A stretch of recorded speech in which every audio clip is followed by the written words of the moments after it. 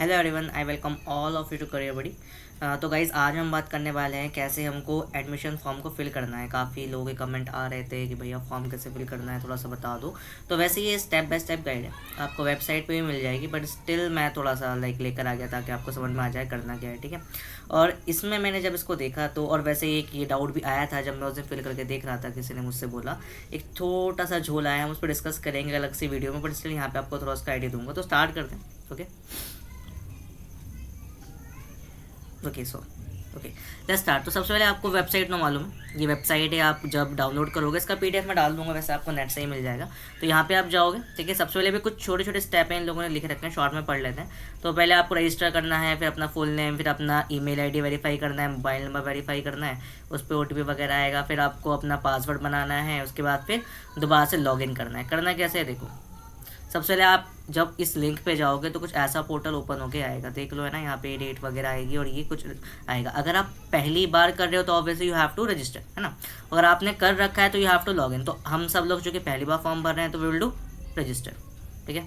उसके बाद क्या होगा, मैं पॉइंटर ले लेता हूँ ताकि आप लोगों को समझ में आ जाए, ठीक है। तो यहाँ पर आपको रजिस्टर करना पड़ेगा। ओके, उसके बाद क्या होगा, उसके बाद फिर आप यहाँ पे अपना नाम वगैरह भरोगे, यहाँ पे सिटी वगैरह, और यहाँ पर अपना ईमेल आईडी, और उसको वेरीफाई करना आपको करना है, ये सबको आता होगा लगभग। फिर ये आपको करना है मोबाइल नंबर और वेरीफाई, और फिर ये पासवर्ड आपको खुद से बनाना है, क्योंकि जब आप ये रजिस्टर कर लोगे ना तो आपको खुद से एक बार लॉगिन करना पड़ेगा और आपको अपनी स्टेट लिखनी है। तो ये हो गया रजिस्ट्रेशन, आपका ये प्रॉपर हो जाएगा। उसके बाद फिर आप करोगे एक इस तरीके से लॉगिन, ठीक है। आपने एक बार रजिस्टर करा, आई एम रिपीटिंग अगेन, आपने फिर जब आप रजिस्टर कर लोगे उसके बाद आप दोबारा से लॉगिन करोगे पोर्टल पे, जो जिस ईमेल को आपने डाला है वो, और जो आपने पासवर्ड बनाया है उससे। ये बहुत बेसिक स्टेप है, लगभग सारे फॉर्म्स में किया जाता है, आप सब लोगों को पता है, ठीक है।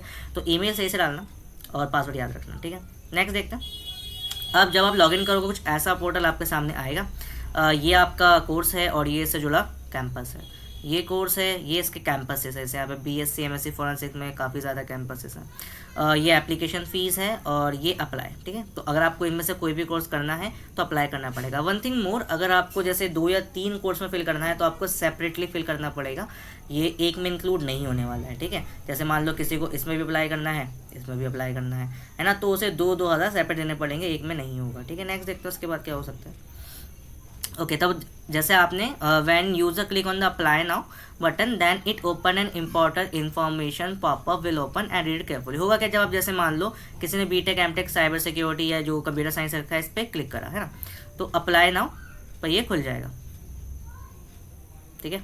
तो अप्लाई नाउ पे आप करोगे खुल जाएगा, जो सॉरी मैंने गलत बोल लिया। अब ऐसा कुछ आएगा, ये एकेडमिक रेगुलेशन या जो जिसके थ्रू यहाँ पर ये जो प्रोसेस होगी वो लिखा हुआ है, ठीक है। आपको ये देखना है, इसके बाद ये पढ़ लेना, ठीक है। और फिर आपको यहाँ पे लास्ट में छोटा टिक होगा, उसको टिक करके फिर एग्री एंड कंटिन्यू करना है। अब यही स्पेशल बात है जो मुझे बतानी थी। हुआ क्या था कि मैं उस दिन देख रहा था तो हमारे जो एलिजिबिलिटी क्राइटेरिया है उसमें लिखा हुआ है कि आपको जेईई मेंस के थ्रू एडमिशन होगा, है ना। और जब मैंने पॉपअप आया मेरे सामने तो इसमें लिखा था एडमिशन थ्रू NAFT होगा, मतलब आपको एंट्रेंस देना पड़ेगा।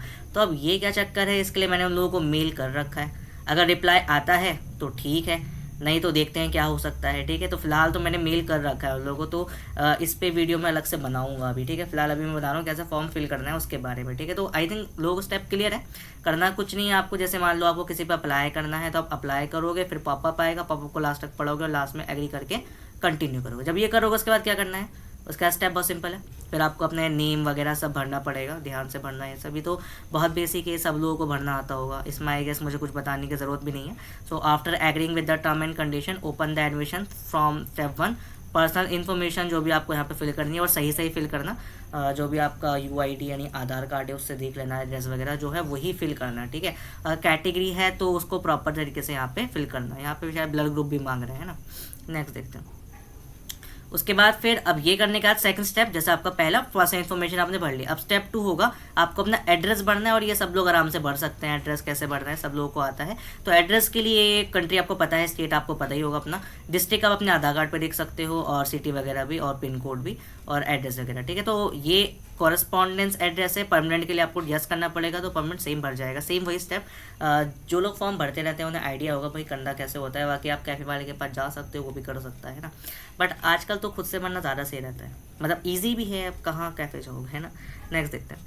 ये करने के बाद अब आएगा आपका थर्ड स्टेप। थर्ड स्टेप है आपका ये भरने का। तो in third step enter the detail of education qualification and if you have given any special exam then select the exam enter detail, okay, if applicable. ठीक है, तो अब यहाँ पर क्या करना है, जैसे मान लो उन्होंने एम टेक रोबोटिक्स का दे रखा है, उसकी चिंता मत करो, होगा ऐसे ही। जैसे मान लो अगर तुम पढ़ोगे बी टेक एम टेक का, तो यहाँ पे एंट्रेंस एग्जाम अगर आपने दिया है, जेई दे रखा है, तो यहाँ पे जेई यस करोगे और जेई का जो भी है, मतलब यहाँ पे आएगा ना कौन सा दे रखा है, फिर यहाँ पे ऑप्शन आएंगे आपने कौन सा दिया है, तो आप उस पर जेई क्लिक करोगे और फिर अपना रोल नंबर वगैरह डालोगे। अभी रोल नंबर इन लोगों ने देखो यहाँ पे मेंशन नहीं करा है ना, ये मैं बात कर रहा था, इन लोगों ने रोल नंबर मेंशन नहीं करा है कि इन्हें जैन अटेम्प्ट का चाहिए या एप्पल अटेम्प्ट का, ये सीन है। तो इसलिए मैं कह रहा था कि आप भर सकते हो और ये जो भी है तो आप समझते हो कैसे भरना होता है। इसमें कोई डाउट हो तो पूछ लेना, ठीक है, I will tell you.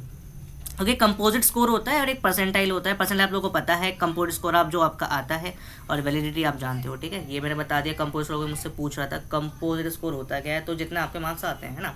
Next है अब ये वही आपका 10th और 12th का भरने वाला। इसमें CGPA परसेंटेज का चक्कर है, जो आपका है उसमें भरना, परसेंटेज में है तो परसेंटेज में भरो, CGPA है तो CGPA भरो, कुछ लोगों का CGPA में होता है। वैसे ये एमटेक का भर रखा है, आप तो बीटेक एमटेक का मतलब इंटीग्रेटेड भरोगे ना 12th के बेस पे, तो आपका तो ये दो ही ऑप्शन आएगा, समझ गए यहाँ पे।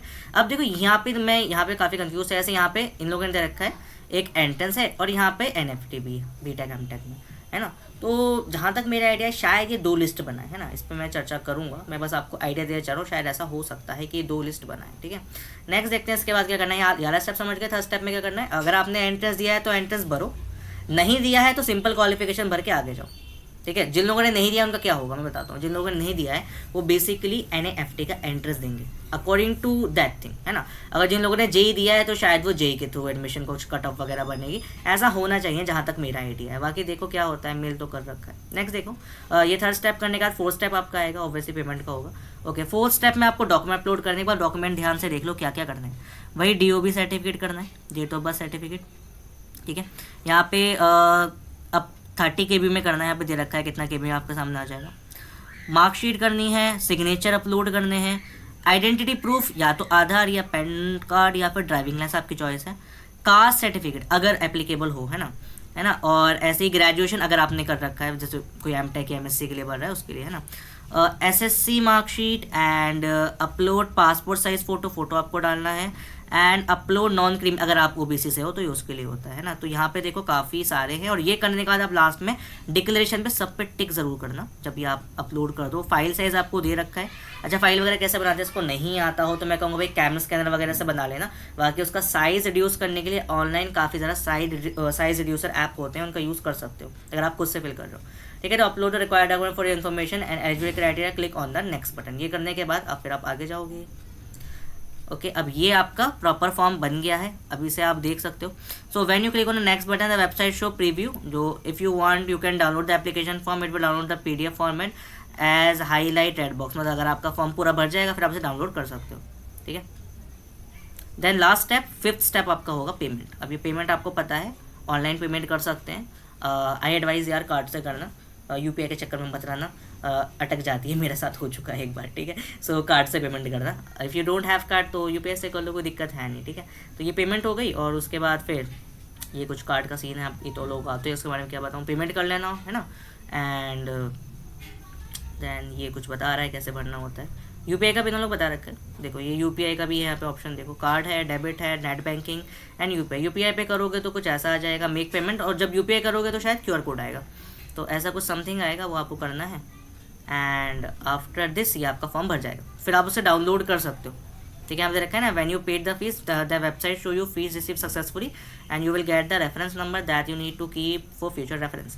Then applied course option has to view and download application form, यहाँ पे आप एप्लीकेशन डाउनलोड कर सकते हो, आपको ऑप्शन आएगा, ठीक है। तो ये चॉइस है आपकी। बाकी कोई और कोर्स के लिए फिर आपको दोबारा से वही सेम स्टेप लगेंगे, है ना। और जब आप कोर्स पे अप्लाई नाउ पे क्लिक करोगे तो आपके सामने उसका जो भी है खुल के आएगा, ठीक है। यहाँ तक समझ गए ना कैसे भरना है, यदि किसी को डाउट नहीं होना चाहिए, बहुत आसान तरीके से फिल कर सकते हैं, ठीक है।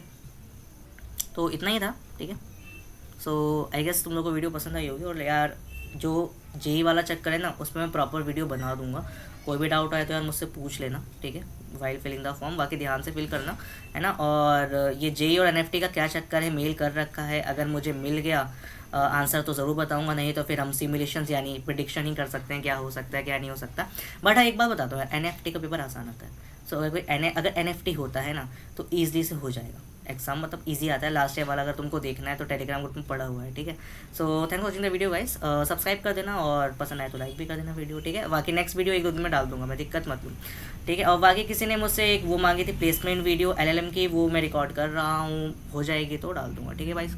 तो टेक केयर गाइस, ठीक है।